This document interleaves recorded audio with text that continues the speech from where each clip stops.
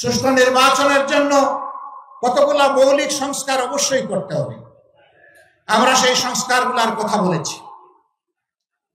আমরা ওই সংস্কারও আদায় করে ছাড়বো এবং সুষ্ঠু নির্বাচনও আমরা ইনশাআল্লাহ আদায় করে ছাড়ব।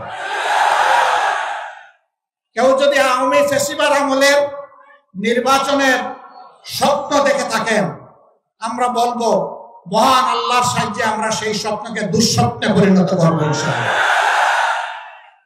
এ স্বপ্ন বাস্তবায়ন হতে দেওয়া হবে না। কোন প্রশাসনিক কূপ করতে দেওয়া হবে না। ভোট কেন্দ্রে কোনো হস্তান্তর চলবে না। কালো টাকার কোনো খেলা সহ্য করা হবে না। এটা মনে রাখতে হবে।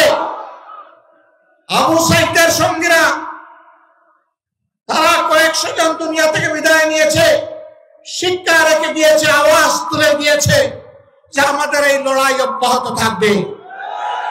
এই জন্য এরা বলেছে বৈষম্যহীন একটা মানবিক সমাজ প্রতিষ্ঠিত না হওয়া পর্যন্ত।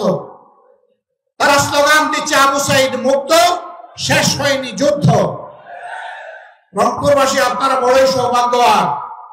বিশাল আন্দোলনের আইকনিক পার্সন আপনাদের বুকের সন্তান আবু সাইদ। তার গর্বিত পিতা এখানে বসে আছেন, শহীদ পরিবারের অন্যান্য সদস্যবৃন্দ বসে আছেন।